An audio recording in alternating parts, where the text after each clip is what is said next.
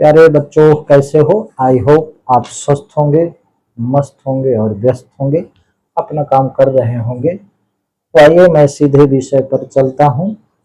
एक बात ध्यान देंगे, आप मेरे वीडियो को क्रमशः देखेंगे। मैंने चीजों को क्रमशः स्पष्ट किया है।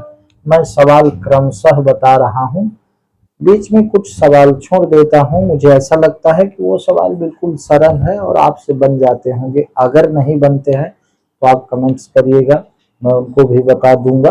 ठीक है, तो आज प्रश्नावली 3.1 का प्रश्न क्रमांक 3 का तीसरा प्रश्न मैं ले रहा हूं, जिसमें ये पूछा गया है कि बताना है, क्या पूछा गया है कि बताना है कि निम्न समीकरण दो चर वाले रैखिक समीकरण युग्म में संगत कौन है, असंगत कौन है। एक बार फिर आपको याद दिला दूं, संगत कहलाते हैं वो समीकरण के युग्म जो प्रतिच्छेदी रेखा यहाँ प्रदर्शित करते हैं। ठीक है, जिनका ग्राफ प्रतिच्छेदी रेखा में होता है, और जो संपाती रेखा प्रदर्शित करते हैं, एक रेखा के ऊपर एक रेखा, वो भी संगत होते हैं। उनको आश्रित संगत कहते हैं, डिपेंडेंट कॉन्स्टेंसी। तो आश्रित संगत का मतलब है उसमें दोनों समीकरण एक जैसे होते हैं। ठीक है, देखने में अलग लग सकते हैं, लेकिन उनके अगर थोड़ा सा उनको देखें ध्यान से तो वो दोनों समीकरण एक होते हैं। तो संगत में दो, प्रतिच्छेदी रेखा और संपाती रेखा। असंगत में होता है समांतर रेखा। ठीक है, तो इस प्रश्न में यही पूछा गया है कि आप बताइए कि ये समीकरण युग्म संगत है कि असंगत। तो संगत असंगत जानने के पहले उसको हम देखेंगे कि वो प्रतिच्छेदी प्रदर्शित करता है कि संपाती रेखा की समांतर रेखा। तो आइए शुरू करते हैं। आप जानते हैं कि समीकरण के चर के गुणांकों के अनुपात के माध्यम से, रेशियो के माध्यम से ही हम ये जानते हैं कि ये प्रतिच्छेदी है कि समांतर है कि संपाती है। तो आइए देखते हैं, लेकिन इसके पहले मैं आपको यहाँ लिखा है 3/2x धन 5/3y। तो x पहले समीकरण के x और y के जो गुणांक हैं, कोफिशिएंट है, इंग्लिश में कोफिशिएंट कहते हैं, वो भिन्न में है, फ्रैक्शन भिन्न में है। तो इनको हम पूर्णांक संख्या बना ले तो ज्यादा सुविधा होगी। अगर आप पूर्णांक संख्या नहीं बनाते हैं तो भी इसका हल है, लेकिन यहाँ पूर्णांक संख्या, पहले समीकरण के चर के गुणांकों को हम पूर्णांक संख्या बना लेते हैं। ठीक है, तो हम हल कर रहे हैं यहाँ से। तो पहले समीकरण के गुणांकों को, चर के गुणांकों को मैं बना रहा हूं पूर्णांक संख्या के रूप में। ठीक है, तो हल लिखेंगे। तो यहाँ समीकरण एक के दोनों पक्षों में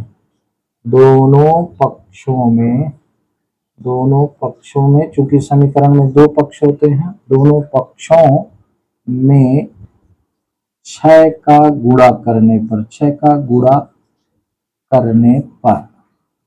ठीक है, पहले समीकरण के दोनों पक्ष में हम 6 का गुणा कर रहे हैं। प्रश्न ये उठता है 6 का ही कर रहे हैं, चूंकि यहाँ जो ये भिन्न के रूप में गुणांक दिए हैं, तो यहाँ 2 है, यहाँ 3 है, 2 3 जा 6 होता है, इसका एलसीएम 6 होता है।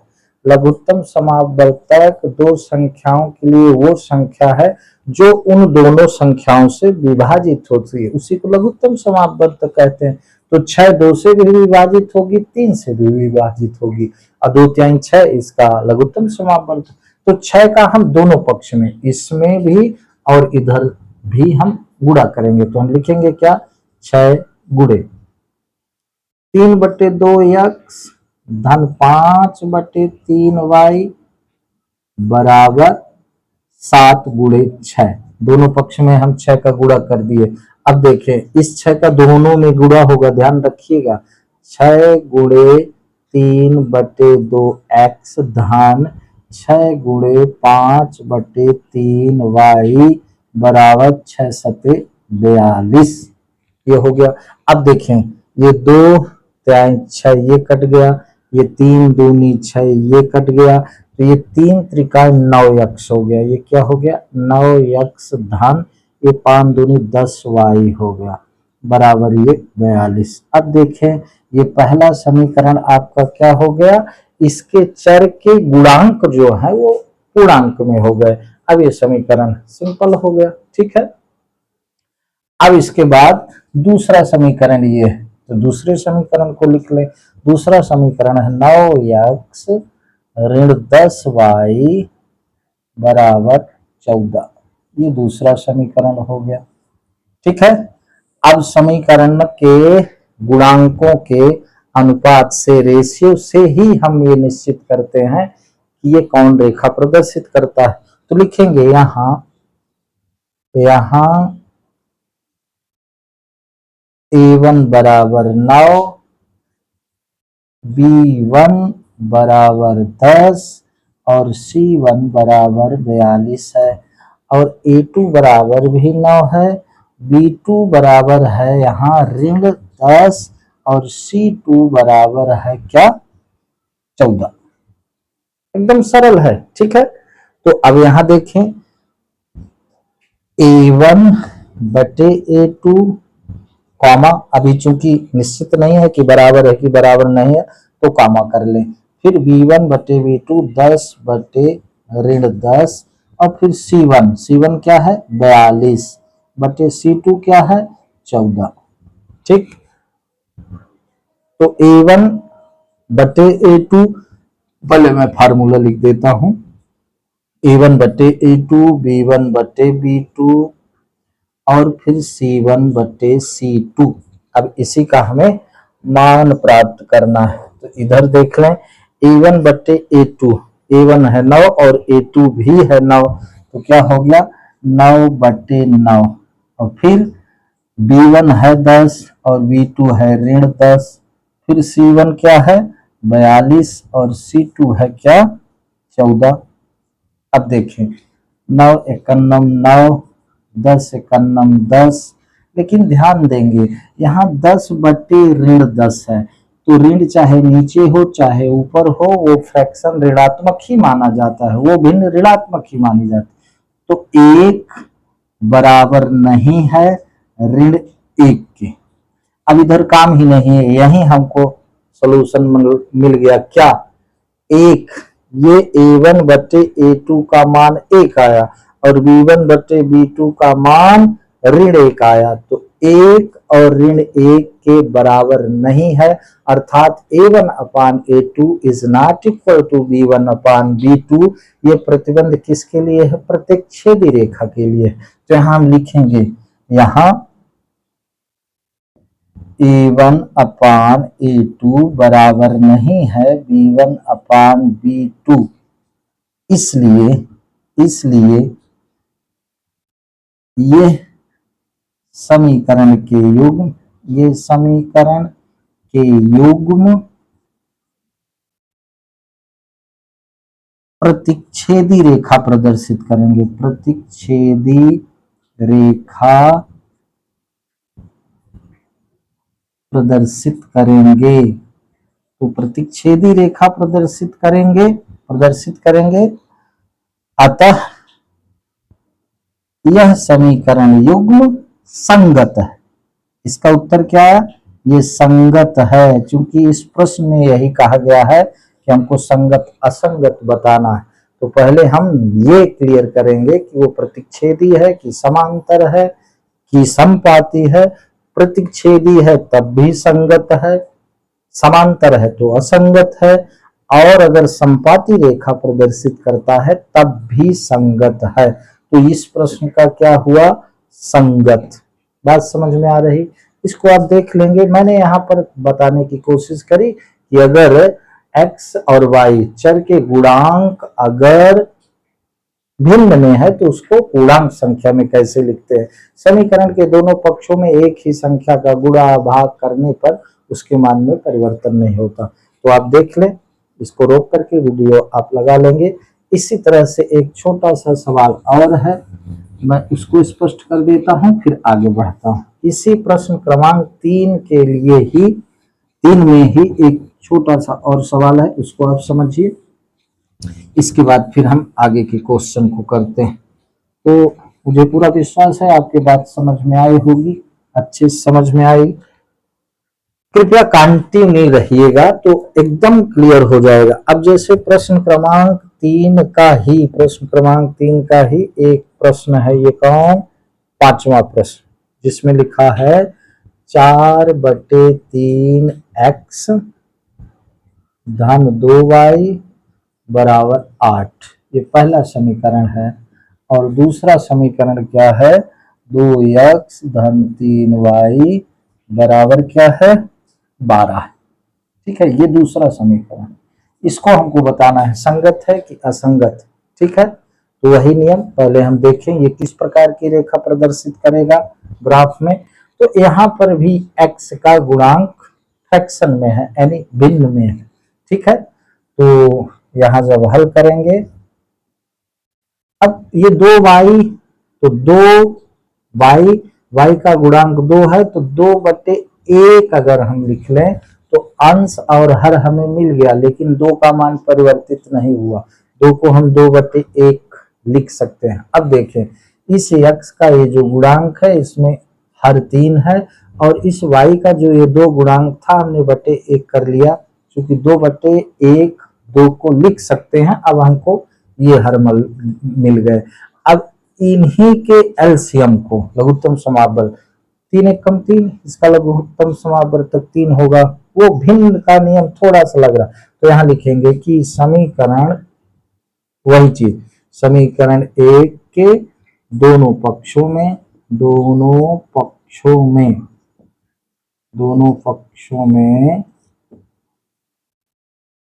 3 का गुणा करने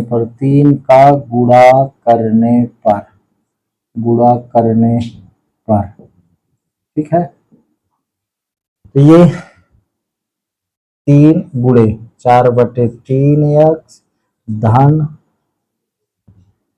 2/1y बराबर 8 गुणे 3। अब इस 3 का दोनों में गुणा, तो 3 गुणे 4/3x धन 3 गुणे 2/1y बराबर 8 × 3 = 24। ठीक है, अब ये 3 से 3 कट गया, तो ये हो गया 4x धन 6y बराबर 24। ये हो गया आपका पहला समीकरण। दूसरा समीकरण आपका ये है, दूसरा समीकरण है 2x धन 3y बराबर 12, ये दूसरा समीकरण। अब वही नियम, यहाँ a1 बराबर है 4, b1 बराबर है 6 और c1 बराबर है 24, a2 बराबर है 2, b2 बराबर है 3 और c2 बराबर है 12। अब एक चीज यहाँ आप देख लें, ज्यादा आगे करने की आवश्यकता नहीं, अब आप समझ गए होंगे। ये देखिए a1 4, a2 2, b1 6, b2 3, c1 24, c2 12।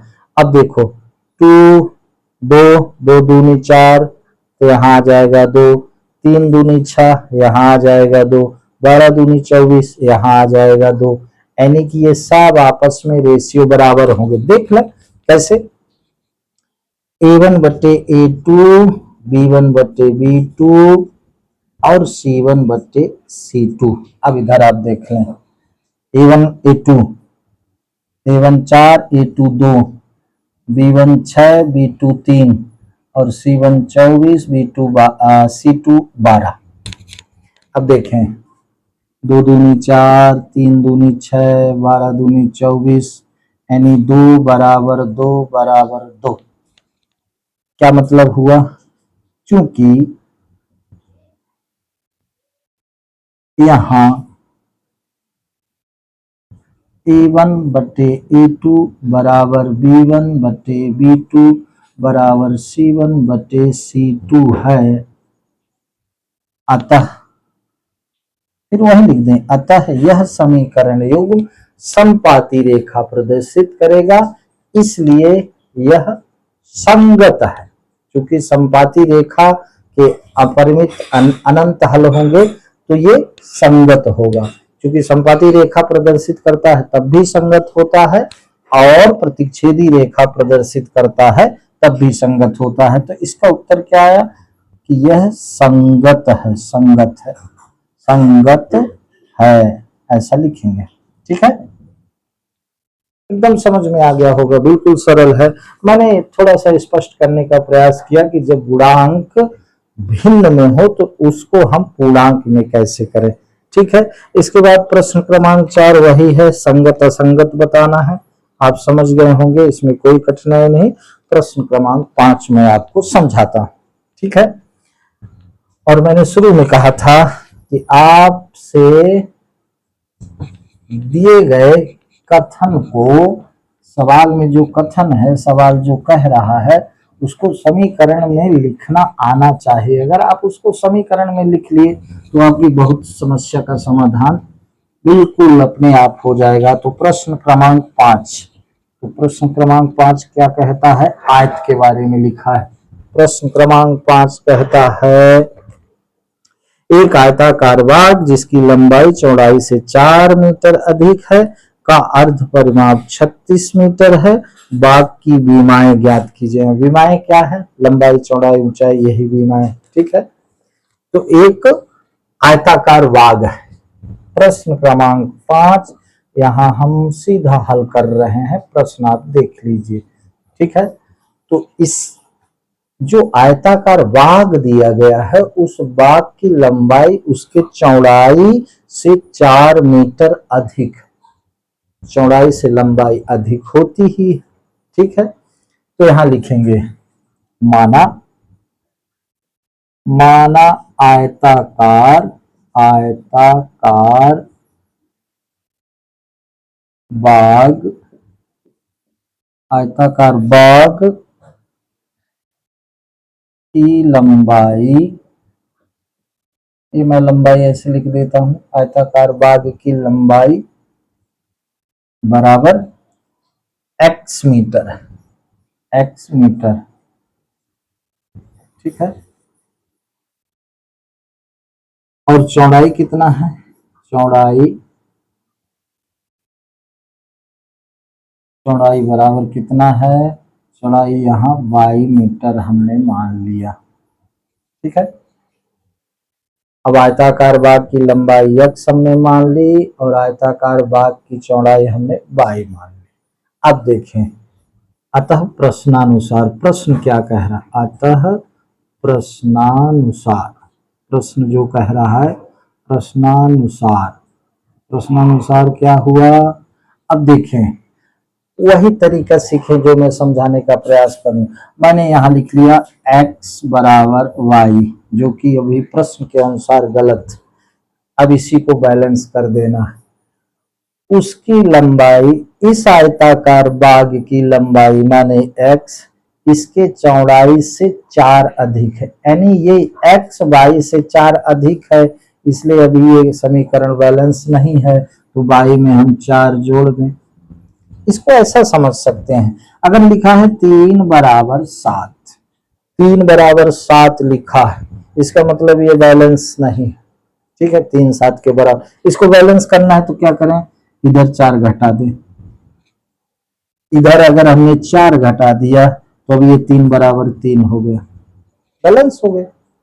या तो इसको हम ऐसा भी कर सकते हैं, एक तरीका ये भी है, 3 बराबर 7 लिखा है, ये बैलेंस नहीं, संतुलित नहीं है। इसको हम संतुलित कैसे कर सकते हैं, 3 धन 4 बराबर 7, इधर 3 में हमने 4 जोड़ दिया, सेम वही चीज है। इसको सीखें, बड़ी ईमानदारी से सीखें, ये आपके लिए आगे बिल्कुल काम आएगा कि किस प्रकार से हम दिए गए कथन का समीकरण बनाते। उसकी लंबाई उसके चौड़ाई से 4 अधिक है, तो हमने चौड़ाई में 4 जोड़ दिया, तो अब ये दोनों बराबर हो गए, अब ये बैलेंस हो गया। या कि हम ऐसा भी कर सकते थे, उसके लंबाई में हम 4 घटा देते तब भी बैलेंस हो जाता, बात वही। ठीक है, अब ये समीकरण कैसा बन गया, x ऋण y बराबर 4, ये आपका पहला समीकरण बन गया। ठीक है, दूसरा भाग जो है प्रश्न का, उसमें कहा गया, दूसरे भाग में कहा गया कि उस आयताकार बाग का अर्ध परिमाप 36। ठीक है, तो आयताकार बाग का अर्ध परिमाप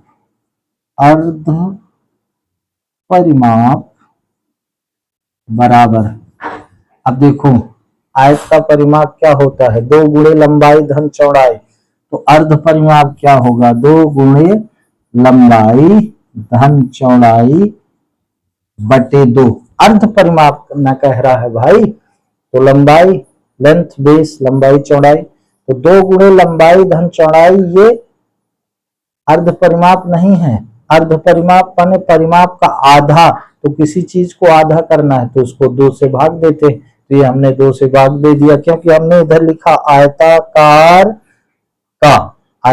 का नहीं, आयताकार बाग का। ठीक है, आयताकार बाग का अर्ध परिमाप 2 गुणे लंबाई धन चौड़ाई बटे 2, तो ये 2 से 2 कट गया, तो लंबाई धन चौड़ाई किसी आयत का अर्ध परिमाप होगा।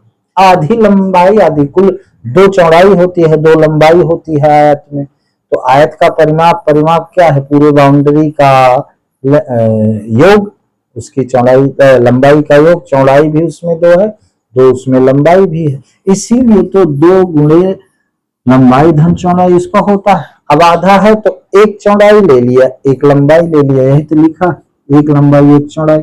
ठीक है, तो अब ये हो गया लेंथ धन ब्रीथ, लंबाई धन चौड़ाई बराबर अर्ध परिमाप बराबर क्या दिया है प्रश्न में 36। अतः यहां लिखेंगे अतः पुनः प्रश्नानुसार, प्रश्न क्या कह रहा है भाई, प्रश्नानुसार प्रश्न कह रहा है कि उस आयताकार बाग का अर्ध परिमाप 36 है, तो ये लंबाई धन चौड़ाई बराबर 36। अब देखें लंबाई हमने x मानी थी, चौड़ाई हमने y मानी थी, तो x धन y बराबर हो गया 36। ये आपका हो गया दूसरा समीकरण। ठीक है, पहला समीकरण बना x ऋण y बराबर 4, दूसरा समीकरण बड़ा x धन y बराबर 36। ठीक है, अब ये 2 समीकरण है। आपका इसमें कहा गया कि ग्राफ विधि से, चूंकि इस पाठ में अभी ग्राफी विधि का उपयोग है, तो ग्राफ बना के आप इसको हल कर लेंगे, सिंपल है।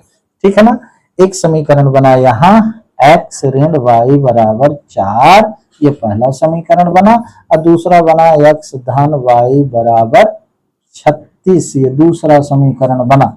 ठीक है, बिल्कुल एकदम स्पष्ट दिख रहा है। 2x बराबर 40 तो x बराबर 20, तो लंबाई इसकी होगी 20। ठीक है, x 20 आ जाएगा, लंबाई इसकी 20 होगी पक्का, और फिर y इसका होगा 16, यानी चौड़ाई होगी 16, 16 4 20, ये हो गया।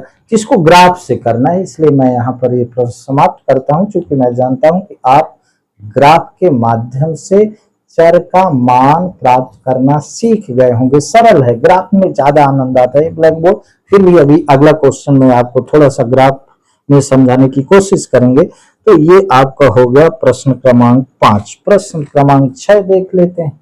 ठीक है, प्रश्न इसको देख लें, इतना हल करने के बाद हमको सीधा सा ग्राफ से इसके x और y का मान ज्ञात कर लेना है।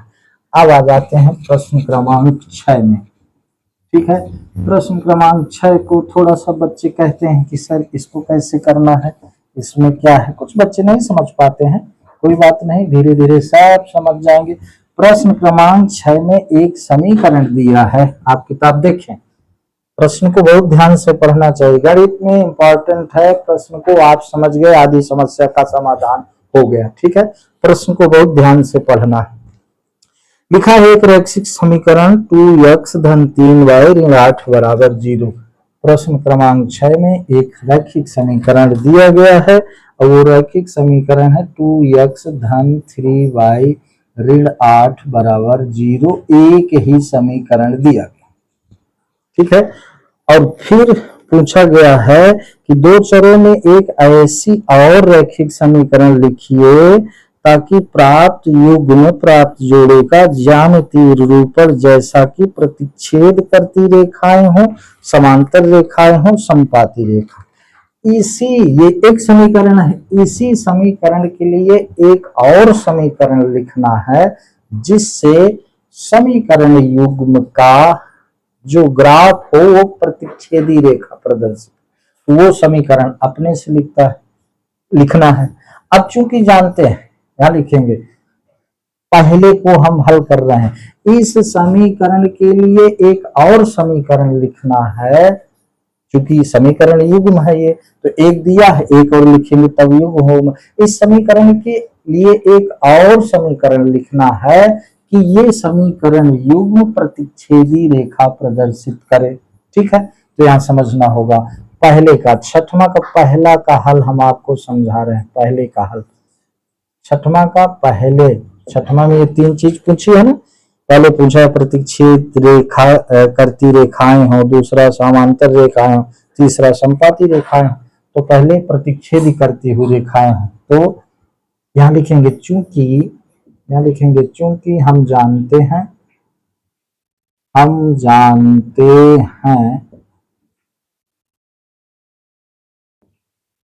कि यदि A1 बटे A2 बराबर नहीं है B1 बटे B2 तब समीकरण युग्म प्रतिच्छेदी रेखा प्रदर्शित करेगा, प्रतिच्छेदी रेखा प्रदर्शित करेगा, ये हम जानते हैं, प्रदर्शित करेगा, ये लिख लेंगे। ठीक है, करेगा, ये हम जानते हैं। अब हम दूसरा समीकरण बनाएं इसके लिए, तो ध्यान दें कि A1 अपान A2 बराबर ना हो B1, सीधे लिख दें। क्या लिख देंगे दूसरा समीकरण, 3x धन 2y ऋण 7 बराबर 0, दूसरा समीकरण हो गया। इसके लिए दूसरा समीकरण, अब देखो 2/3 A1 अपान A2 होगा 2/3, और B1 अपान B2 होगा 3/2, जो कि बराबर नहीं। अब यहां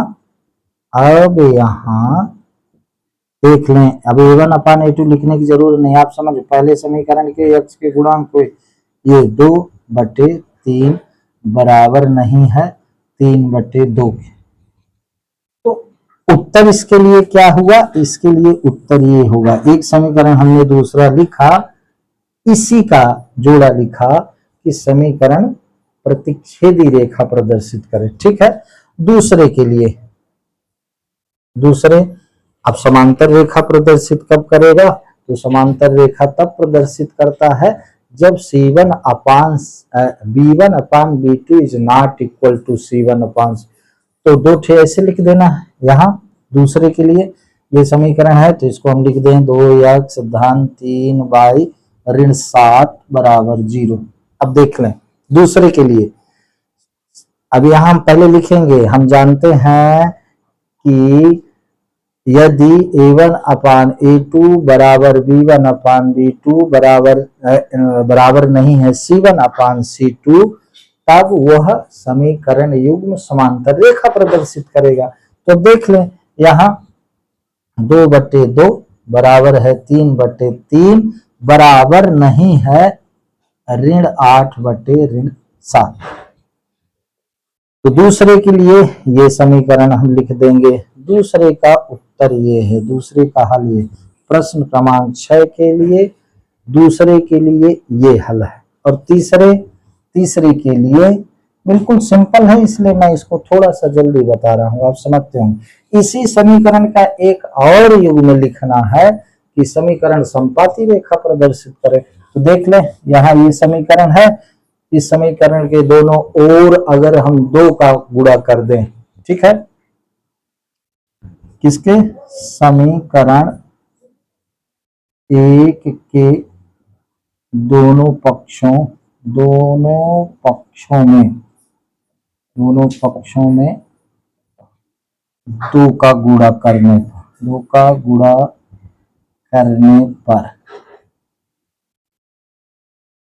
देख लें, समीकरण 1 क्या है, 2x धन 3y ऋण 8 बराबर 0, 2 का हम गुणा कर रहे हैं दोनों पक्षों में, ठीक है, गुणे 2 ये हो गया 2 दूनी 4 x धन 6y ऋण 16 बराबर 0। अब देखिए ये समीकरण वास्तव में ये पहला ही समीकरण है, तभी तो इसको आश्रित संगत कहते हैं। संपाती रेखा को तभी आश्रित संगत कहते हैं। ये जो पहला समीकरण है वास्तव में ये पहला समीकरण ही है, सिर्फ हमने समीकरण पहले में के दोनों पक्ष में 2 का गुणा कर दिए तो ये समीकरण हमें प्राप्त हो गया। अब ये समीकरण पहले समीकरण का वो युग्म आ गया जब समीकरण के युग्म ग्राफ में समपाती रेखा प्रदर्शित करेंगे। तो प्रश्न क्रमांक 6 के पहले का उत्तर ये हुआ, दूसरे का उत्तर ये हुआ और तीसरे का उत्तर ये हुआ। आप समझ गए होंगे, बिल्कुल साधारण है, लेकिन ये समीकरण के युग मेरे भाई जितना साधारण है उतना जरूरी है। हो सकता है ये आपको सब आता हो, लेकिन इसको बहुत सरल मान के नहीं चलेंगे क्योंकि इसका आगे बहुत बड़ा उपयोग है। अब आ जाते हैं हम प्रश्न क्रमांक 7 में। ठीक है, प्रश्न क्रमांक 7 इस तरह से आपका ये 3.1 आज पूरा हो जाएगा। कल मैं आपको बहुत अच्छे तरीके से समझाता हूँ प्रतिस्थापन विधि क्या है। वो बीजीय विधि है काहे को, समीकरण युग्म को हल करने की। ठीक, कल हम आपको समझाएंगे प्रतिस्थापन विधि। रेडी रहिएगा कल का वीडियो देखने के लिए। ठीक है, यद्यपि ये कल हम नहीं डालेंगे, संडे आप आराम करिएगा, फिर भी इसके बाद हम ये वीडियो डालेंगे। अब देखें समीकरण x ऋण y धन 1 बराबर 0 और 2x धन 2y ऋण 12 बराबर 0 का ग्राफ खींचिए। यहाँ 2 समीकरण दिए हैं। प्रश्न क्रमांक 7 के 2 समीकरण दिए हैं। एक दिया है x ऋण y धन 1 बराबर 0, ये पहला समीकरण दिया है, और दूसरा दिया है 3x धन 2y ऋण 12 बराबर 0, ये दूसरा समीकरण। इन दोनों समीकरण का हमें पहले ग्राफ खींचना है।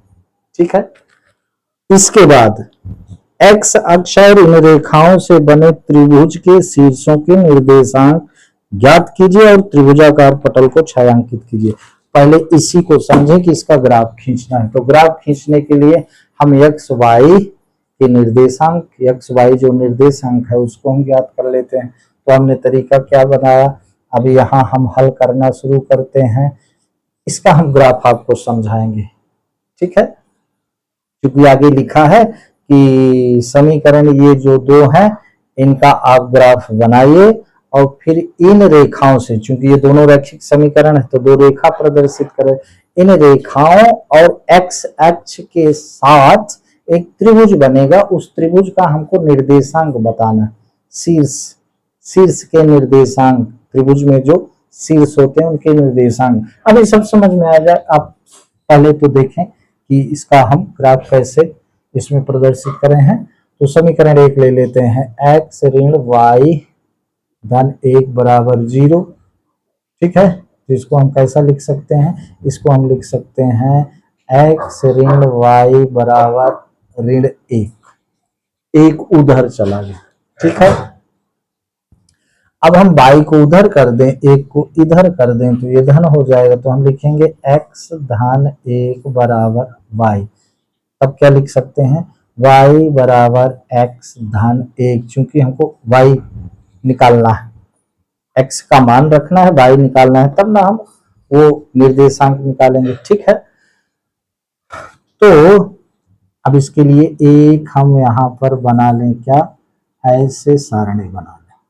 ठीक, ये यहाँ x है और यहाँ है y बराबर x धन 1। ठीक, इसी को हल करेंगे, ये सारणी बन जाएगी। यदि x बराबर हम क्या लें, यदि हम x बराबर 0 लें तो y 1 हो जाएगा।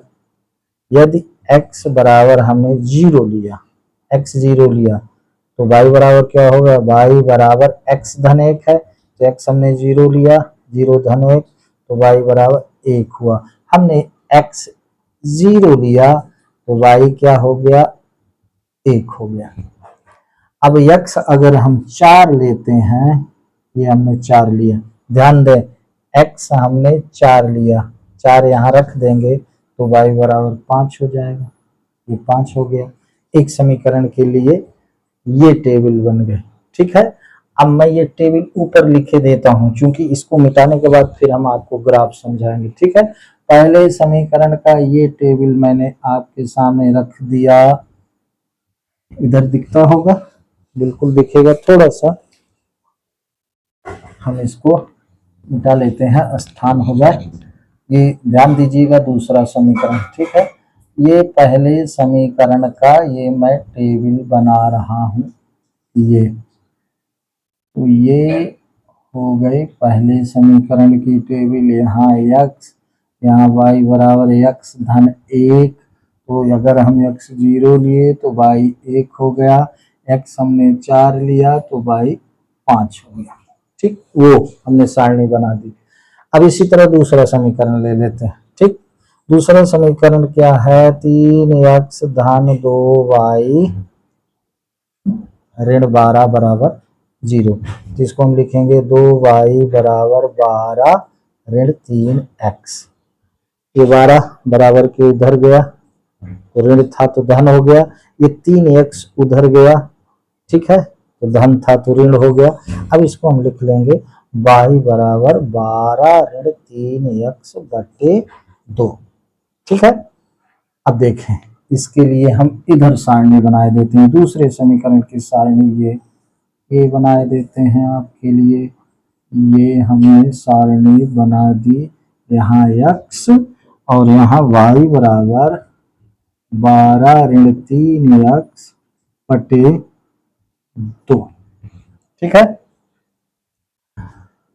अब x का मान हम अगर क्या लें, 0 लें, x का मान हमने ले लिया 0, एकदम सिंपल है, 3 शून्य शून्य, 12 बचेगा, 2 छक्का 12, देख लें y बराबर 12 ऋण 3 गुणे 0 बटे 2, तो y बराबर हो गया 3 शून्य शून्य, तो 12 बटे 2, 2 छक्का 12, तो y आ गया 6।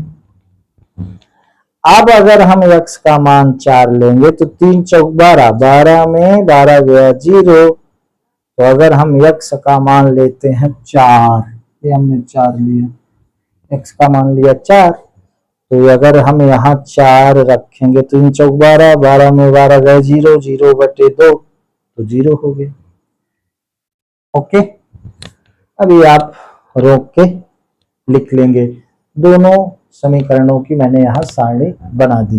अब इसी को हम देखो डिनोट, इसको मिटा दूं, एक बार आप रोक के लिख लीजिएगा, इसको मैं मिटा देता। अब आपको मैं दिखाऊंगा ग्राफ, क्योंकि इसमें ग्राफ के बहुत सवाल हैं, एक बार आप ध्यान से देख लें। ये मैं यहाँ पर बना रहा हूं ये ग्राफ, ओके।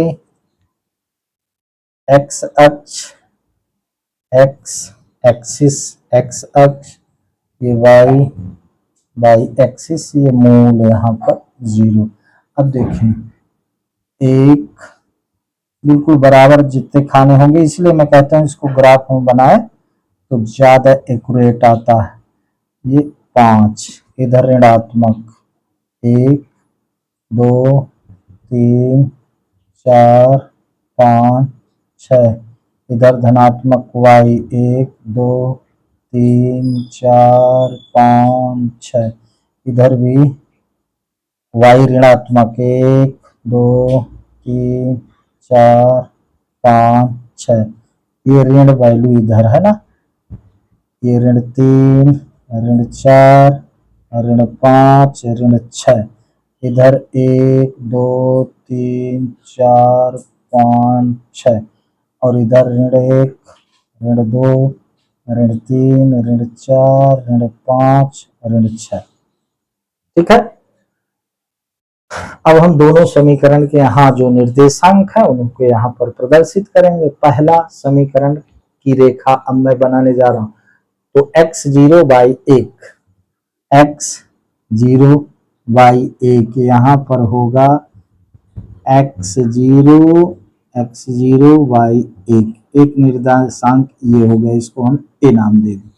ठीक है, ये बिंदु होगा x0 by 1, x4 by 5, x4 1 2 3 4 और बाई क्या बाई 5, तो ये यहाँ आएगा, यहाँ पर ये बी पॉइंट हुआ, x कितना 4 बाई कितना 5, ये तो समझ में आता होगा, 1 2 3 4, ये x4 अब बाई 1 2 3 4 5 बाई 5 है, तो 4 के जस्ट ये लंबवत हम ऐसे जाएंगे, लंबवत जाएंगे और 5 के सामने थोड़ा सा ये उधर है, ये यहाँ पर आ गया। ठीक है, अब इन दोनों बिंदुओं को हम मिलाएंगे, इन दोनों बिंदुओं को मिलाते हुए, चूंकि अब यही है, अगर आपका ग्राफ होता तो एकदम सीधा होता, ये मैंने मिलाने की कोशिश करी।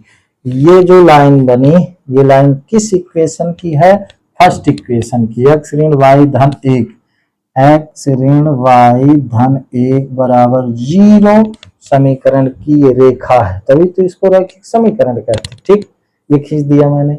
अब देखिए दूसरे समीकरण में x 0 है, y 6 है, x 0 y धनात्मक 6 है भाई, ऊपर जाएंगे 1 2 3 4 5 6, x 0 और y 6। ठीक है, x हमने 0 रखा, 12 ऋण 3x था तो x 0 रखा, तो y हो गई 6। अब x हमने 4 रखा तो y हो गई 0, x 4, x ये 4, अब y 0, तो ये इधर उधर नहीं जाए, चूंकि y ये है ऊर्ध्वाधर 36, तो ये बिंदु हो गया, ये बिंदु हो गया ए, अभी ये बिंदु हुआ था C, ये बिंदु हो गया D, तो x 4 और y 0 का ये बिंदु हो गया।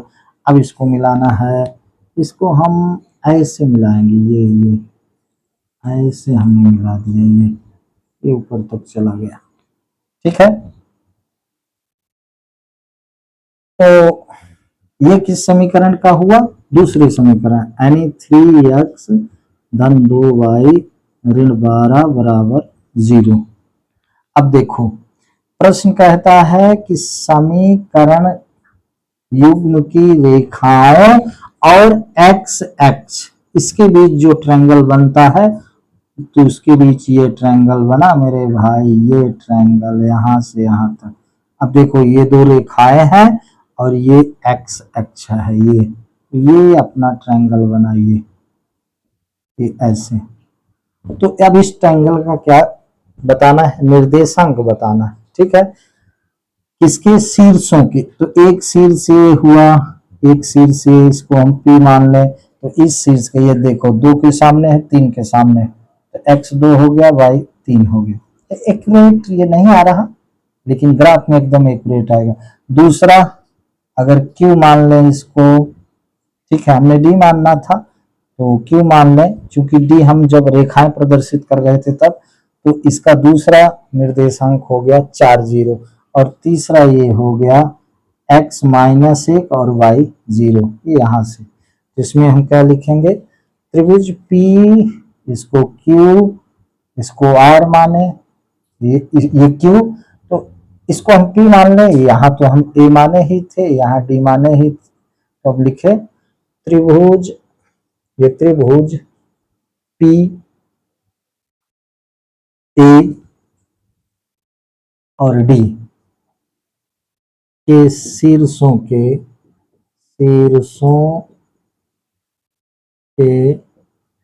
निर्देशांक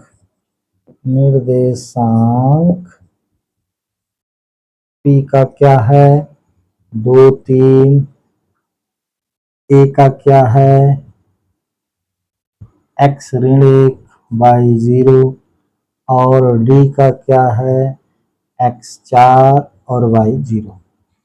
ठीक है, एक शीर्ष का निर्देशांक ये, एक शीर्ष का ये त्रिभुज के निर्देशांक है, तीनों त्रिभुज के शीर्षों के ये निर्देशांक हो गए। कुल मिला के इस प्रश्न का ये उत्तर हुआ और ये ग्राफ हुआ।